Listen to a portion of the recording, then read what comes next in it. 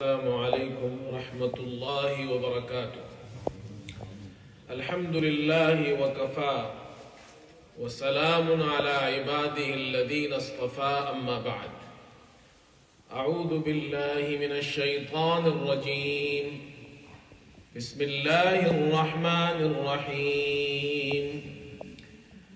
انہم كانوا يسارعون في الخيرات ويدعوننا رغبا ورهبا وكانوا لنا خاشعين۔ صدق اللہ العظیم۔ محترم بزرگوں اور دوستو، دنیا کے اندر اللہ تعالیٰ کی بہت سی نعمتیں ہیں، اور اگر کوئی شخص اللہ کی نعمتوں کو شمار کرنا چاہے تو شمار نہیں کر سکتا۔ اللہ کی نعمتیں بارش کی قطرات سے زیادہ ہے۔ ابھی ہم اور آپ یہاں مسجد آ رہے تھے، راستے میں بارش ہو رہی ہے،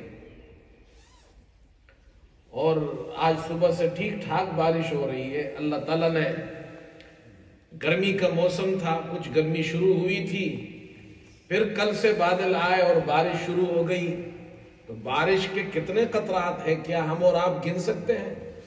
کوئی نہیں گن سکتا۔ تو اللہ کی نعمتیں بارش کی قطرات سے زیادہ ہے۔ صرف ایک نعمت جو ہم سانس لیتے ہیں، یہ سانس کی آمد و رفت، یہ کتنی بڑی نعمت ہے۔ یہ رک جائے تو انسان مر جائے، اور یہ انسان کتنی مرتبہ سانس اندر لیتا ہے اور باہر سانس پھینکتا ہے۔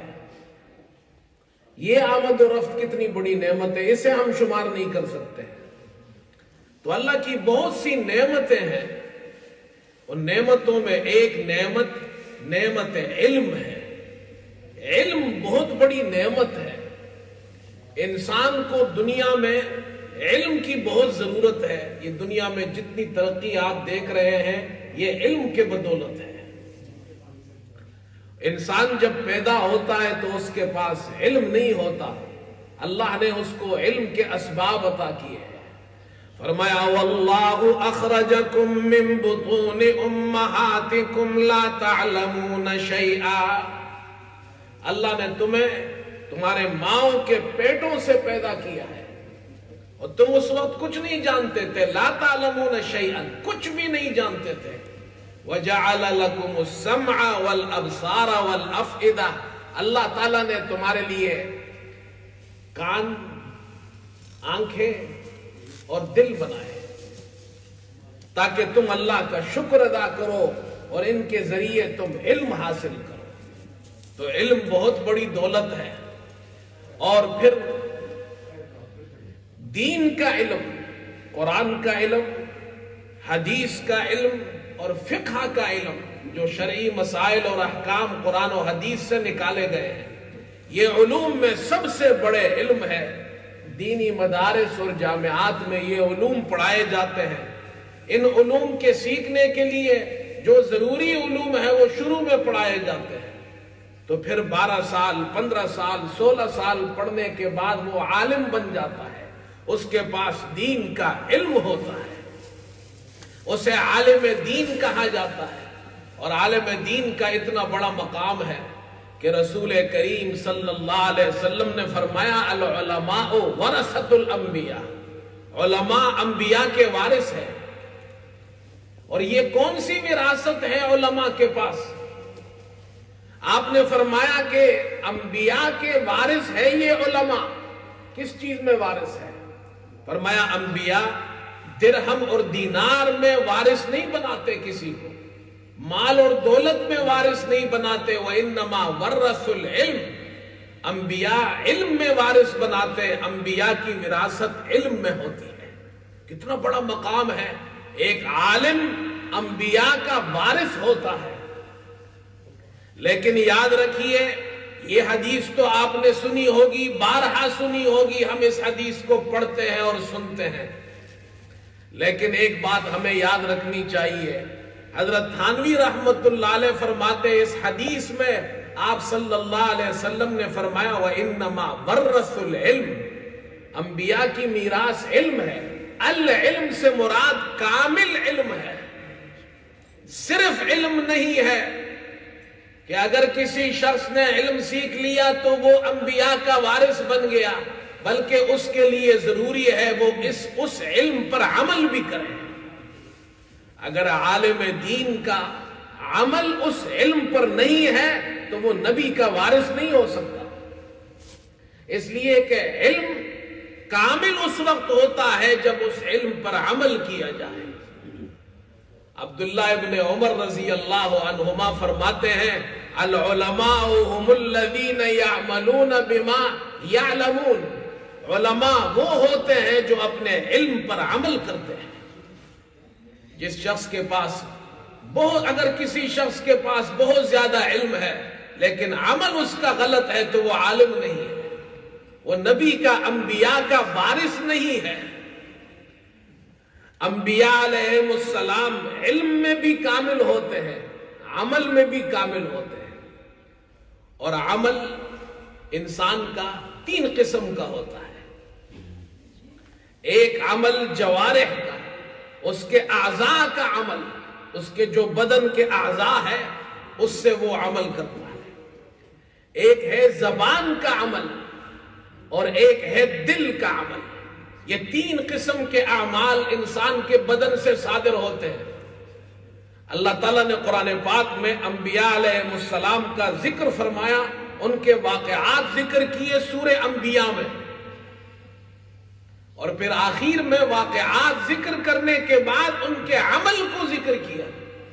فرمایا انہم کانوا یسارعون فی الخیرات ویدعوننا رغبا ورہبا وَكَانُوا لَنَا خَاشِعِينَ۔ 3 عمل اللہ نے ذکر کیے انبیاء کے۔ اِنَّهُمْ كَانُوا يُسَارِعُونَ فِي الْخَيْرَاتِ، یہ جتنے بھی نبی ہیں، جتنے بھی انبیاء ہیں، حضرت آدم علیہ السلام سے لے کر محمد صلی اللہ علیہ وسلم تک، ان کا پہلا وصف یہ ہے اِنَّهُمْ كَانُوا يُسَارِعُونَ فِي الْخَيْرَاتِ، نیکی کے کاموں میں دوڑ پڑتے ہیں۔ یہ وہ عمل ہے جس کا تعلق اعضاء سے ہے، جوارح سے ہے۔ وہ اپنے بدن کے اعضاء اور جوارح سے نیکی کے کام کرتے ہیں۔ وَيَدْعُونَنَا رَغَبًا وَرَهَبًا، امید اور خوف سے ہمیں پکارتے ہیں۔ جتنے بھی نبی آئے انہوں نے اللہ کو پکارا، اللہ کا ذکر کیا، اللہ سے مدد مانگی، یہ زبان کا عمل ہے۔ وَكَانُوا لَنَا خَاشِعِينَ، ہمارے سامنے عاجزی کرتے ہیں، خشوع اختیار کرتے ہیں، یہ دل کا عمل ہے۔ تو انبیاء کا عمل اعضاء اور بدن کے اعضاء سے بھی وہ اللہ کے نیک اعمال بجا لاتے ہیں، زبان سے بھی نیک عمل کرتے ہیں، دل بھی ان کا اللہ کے سامنے وہ عاجزی کے ساتھ ہوتے ہیں، خشوع والا دل ہوتا ہے۔ تو نبی اور رسول علم میں بھی کامل ہوتا ہے، عمل میں بھی کامل ہوتا ہے، اور نبی کی وراثت، انبیاء کی وراثت العلم ہے، کامل علم ہے، جس میں علم بھی ہو اور جس کے ساتھ عمل بھی ہو۔ جس عالم دین کے پاس علم ہو اور وہ اس پر عمل کرتا ہو وہ نبی کا وارث ہے، یہ سمجھنا چاہیے۔ خاص طور پر وہ طلبہ جو نوجوان طلبہ ہے، دینی مدارس میں علم حاصل کر رہے ہیں، انہیں یہ بات سمجھنی چاہیے کہ علم حاصل کرنے کا مقصد یہ ہے کہ اس پر عمل کیا جائے۔ اگر عمل نہ ہو تو شیطان کے پاس بھی بہت بڑا علم تھا۔ حضرت تھانوی رحمت اللہ علیہ فرماتے ہیں شیطان بہت بڑا عالم تھا، عابد تھا، عارف تھا۔ یہ تینوں عین سے شروع ہوتے، 3 عین اس میں تھے، عالم، عابد اور عارف۔ عالم کتنا بڑا تھا؟ عبداللہ ابن عباس رضی اللہ عنہ فرماتے ہیں شیطان فرشتوں کے درمیان اس کا نام عزازیل تھا، سب سے بڑا علم اس کے پاس تھا۔ اور حافظ ابن کثیر رحمت اللہ علیہ فرماتے ہیں کہ شیطان کے پاس اتنا علم تھا کہ انسانوں سے پہلے دنیا میں جنات بستے تھے، جنات ہم سے پہلے پیدا ہوئے ہیں۔ ان کا آپس میں ایک مرتبہ جھگڑا ہوا جنات کا، تو اللہ تعالیٰ نے اس کے فیصلے کے لیے شیطان کو بھیجا، یہ عزازیل کو بھیجا۔ یہ بہت بڑا عالم تھا، تو اس نے وہ فیصلہ کیا۔ کہتے ہیں اس کی وجہ سے اس کے دل کے اندر تکبر پیدا ہوا کہ میرے پاس بڑا علم ہے، میں فیصلہ کر سکتا ہوں۔ جب اللہ تعالیٰ نے آدم علیہ السلام کو پیدا کیا تو اس نے سجدہ نہیں کیا، کہا خلقتنی من نار وخلقتہ من طین، مجھے آگ سے پیدا کیا، اسے مٹی سے، میں کیسے اس کے سامنے سجدہ کروں؟ تو حضرت تھانوی فرماتے وہ عالم بھی تھا، عابد بھی تھا، اللہ کی عبادت کرتا تھا، عارف تھا، بہت بڑا سمجھدار تھا۔ جب اس نے سجدہ نہیں کیا تو اللہ تعالیٰ نے کہا تو راندہ درگاہ ہے، جنت سے نکل جا، تو مردود ہے۔ اللہ کے جب اس پر اللہ کی طرف سے لعنت برس رہی تھی، اس وقت اس نے اللہ تعالیٰ سے دعا مانگی کہ اے اللہ مجھے قیامت تک مہلت دے۔ اتنا سمجھدار تھا۔ دیکھیں میں ایک مثال سے سمجھاتا ہوں، اگر ابا کسی کے والد وہ غصے میں ہو تو بیٹا اس وقت اپنے باپ سے کچھ نہیں مانگتا ہے، وہ انتظار کرتا ہے ابا جی ٹھنڈے ہو جائے، غصہ ختم ہو جائے تو پھر میں مانگوں گا۔ اللہ شیطان کے اوپر لعنت برسا رہا ہے اور اللہ تعالیٰ غضب میں ہے، اس موقع پر شیطان اور ابلیس اور یہ عزازیل اللہ سے مانگ رہا ہے اللہ مجھے مہلت دے۔ اسے معلوم ہے کہ اللہ غصے کے وقت، غضب کے وقت بھی اللہ سے مانگو اللہ پھر بھی عطا کرتا ہے، اتنی سمجھ تھی۔ لیکن حضرت تھانوی فرماتے ہیں اس کے پاس 3 عین تھے، عالم، عابد، عارف، لیکن عاشق والا عین نہیں تھا۔ اگر اس کے دل میں اللہ کی محبت ہوتی، سچی محبت ہوتی تو حضرت آدم کو سجدہ کرتا۔ باوجود اتنے علم کے وہ راندہ درگاہ ہو گیا۔ تو صرف علم حاصل کرنا کمال نہیں ہے میرے دوستو، جب تک کہ اس علم پر عمل نہ ہو۔ بہت سے لوگ آج کہتے ہیں جی ہمیں معلوم ہے، ہم جانتے ہیں، ہمیں بتانے کی ضرورت نہیں ہے، ہمارے پاس بڑا علم ہے۔ یہ کوئی کمال نہیں ہے، کمال یہ ہے کہ آپ اس علم پر عمل کتنا کرتے ہیں۔ اور یہ بھی یاد رکھنا چاہیے اگر کوئی شخص علم پر عمل نہیں کرتا ہے تو پھر اللہ کی طرف سے پکڑ بھی بڑی سخت آتی ہے۔ ایک شخص جاہل ہے، اس کے پاس علم نہیں ہے، وہ غلطی کرتا ہے، غلط کام کرتا ہے، تو اس کے پاس ایکسکیوز ہے کہ میرے پاس علم نہیں ہے۔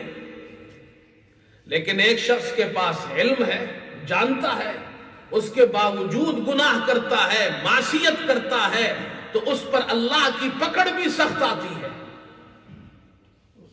اللہ تعالیٰ اس کو عبرتناک سزا دیتے ہیں۔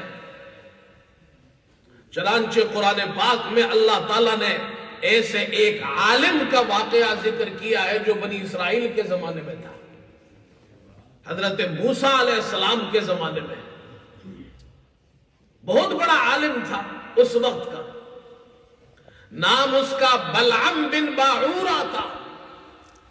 قرآن پاک میں اللہ تعالیٰ نے سورہ اعراف کی 2 آیات میں اس کا ذکر کیا ہے، آیت نمبر 175 اور 176 میں وَاتْلُ عَلَيْهِمْ نَبَأَ الَّذِي آتَيْنَاهُ آيَاتِنَا فَانْسَلَخَ مِنْهَا فَأَتْبَعَهُ الشَّيْطَانُ فَكَانَ مِنَ الْغَاوِينَ۔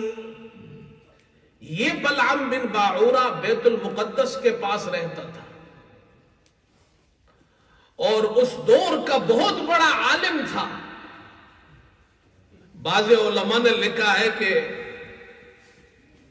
اس کا جب درس ہوتا تھا تو 12,000 طلبہ اس کے درس میں شریک ہوتے تھے، 12,000۔ اور اس کے پاس اسم اعظم کا بھی علم تھا۔ اسم اعظم اللہ کا وہ نام ہے کہ اللہ کا وہ نام لے کر دعا کی جائے تو دعا قبول ہوتی ہے۔ تو عالم بھی تھا، بہت بڑا بزرگ تھا، وہ بڑا احترام تھا۔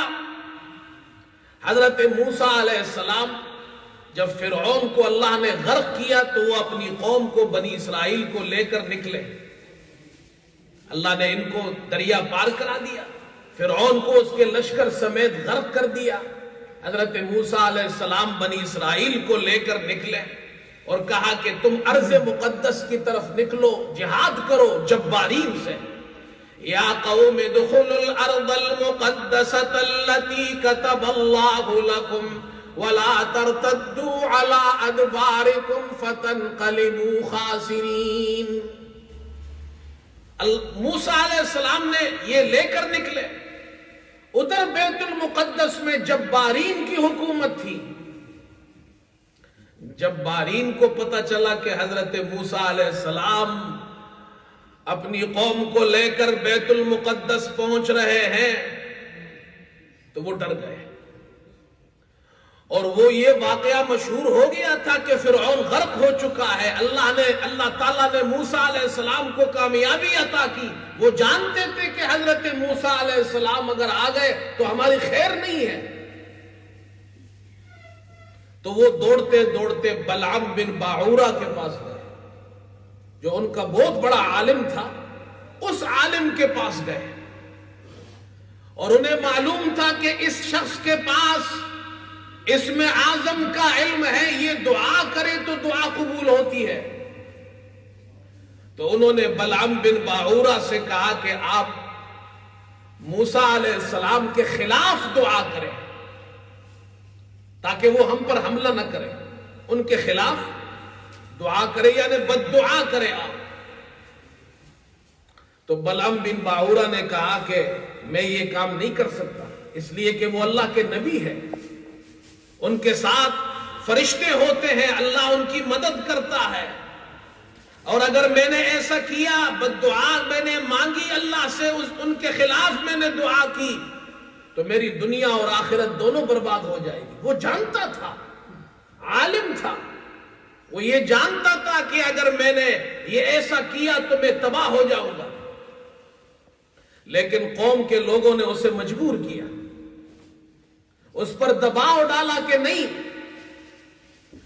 آپ بد دعا مانگے تاکہ موسیٰ علیہ السلام ہم پر حملہ نہ کرے. اس نے کہا اچھا مجھے استخارہ کرنے دو.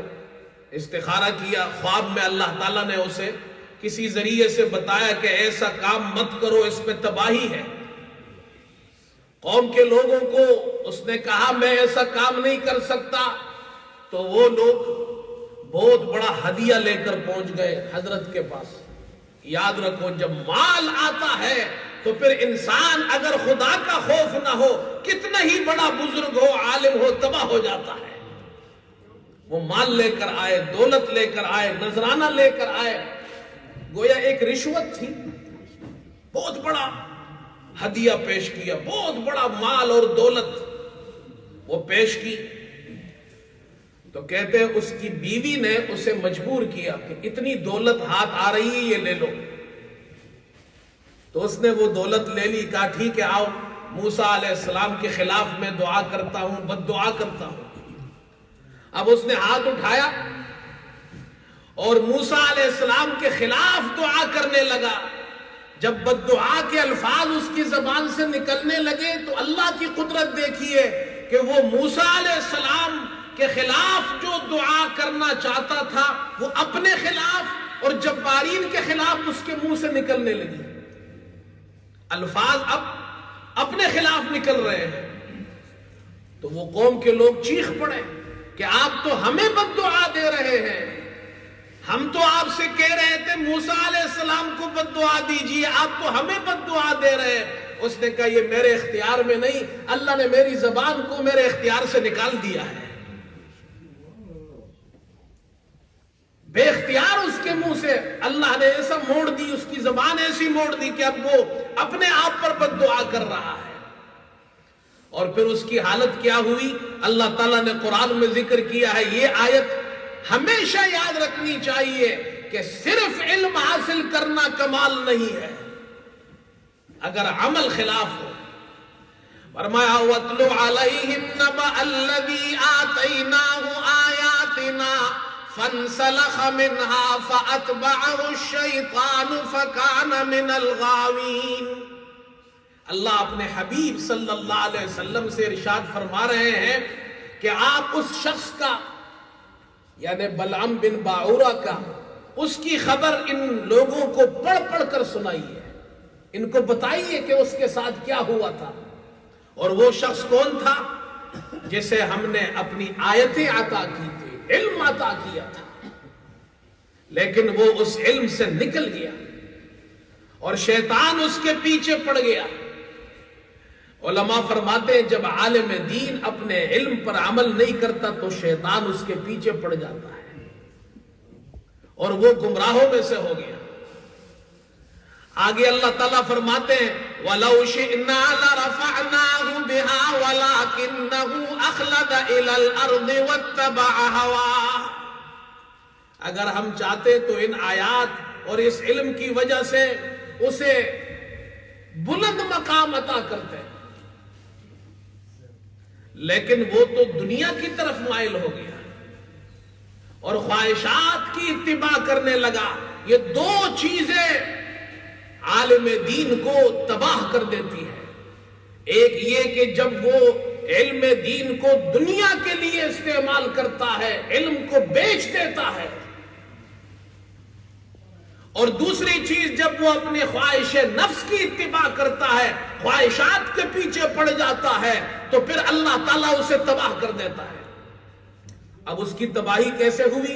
اللہ نے اس تباہی کو بھی قرآن میں ذکر کیا، فرمایا فَمَثَلُهُ كَمَثَلِ الْكَلْبِ، اللہ فرماتے وہ کتے جیسا ہو گیا۔ علماء نے لکھا ہے کہ اس کی زبان باہر لٹک گئی۔ بلعم بن باعورہ کی جب اس نے بددعا دینا شروع کی تو اس کی زبان باہر لٹک گئی اور کتے کی طرح ہانپنے لگا۔ یہ سزا اللہ نے اسے دی ہے، ان تحمل علیہ یلحس او تترکہ یلحس، آپ اسے کتے کو آپ بھگائے، آپ اسے مارے تو بھی وہ ہانپتا ہے، آپ اسے نہ مارے چھوڑ دے تو بھی وہ ہانپتا ہے۔ دنیا میں جتنے بھی جاندار ہیں وہ سانس لیتے ہیں، اندر بھی لیتے ہیں باہر بھی نکالتے ہیں، لیکن جاندار جتنے بھی ہیں ان میں سے ایک کتا ایسی مخلوق ہے جو سانس کے لینے کے لیے، سانس کی آمد و رفت کے لیے وہ اپنی زبان باہر، اس کی ہمیشہ زبان باہر ہوتی ہے، وہ ہانپتا رہتا ہے۔ آپ اسے مارے تو بھی ہانپے گا، نہ مارے تو بھی ہانپے گا۔ اللہ نے اس بلعم بن باعورہ کی زبان باہر نکال دی اور وہ کتے کی طرح ہانپتا تھا۔ اللہ تعالیٰ نے اس کو یہ سزا دی دنیا کے اندر کہ تمہارے پاس اتنا علم ہے لیکن تم نے اس پر عمل نہیں کیا ہے۔ اس لیے میرے دوستو، اللہ تعالیٰ سے ہمیشہ استقامت کی دعا مانگو کہ اللہ نے جو علم عطا کیا ہے اللہ اس پر عمل کی توفیق عطا فرمائے۔ کہیں ایسا نہ ہو کہ ہمارے پاس علم تو بہت زیادہ ہو لیکن اس پہ عمل نہ کریں۔ اور آخر میں ایک بات یہ بھی عرض کر دوں کہ دیکھیے عمل کتنی بڑی چیز ہے۔ قیامت کے دن اللہ تعالیٰ یہ پوچھیں گے، ایک سوال یہ ہوگا تم نے اپنے علم پر کتنا عمل کیا، یہ سوال ہوگا تم نے اپنے علم پر کتنا عمل کیا، لیکن یہ سوال نہیں ہوگا تم نے علم کتنا حاصل کیا، علم کتنا حاصل کیا یہ سوال نہیں ہوگا۔ سوال یہ ہوگا جو تمہارے پاس علم تھا تم نے اس پر عمل کتنا کیا ہے۔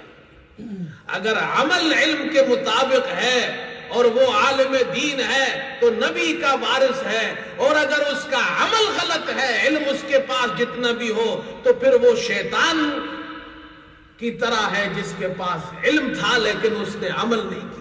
وہ بلعم بن باعورہ کی طرح ہے جس کو اللہ نے کتے جیسا بنا دیا ہے، اس کے پاس علم تھا لیکن اس نے عمل نہیں کیا۔ اللہ سے دعا مانگے، اے اللہ ہمیں علم بھی عطا فرما، ایسا علم عطا فرما جس پر ہم عمل کریں۔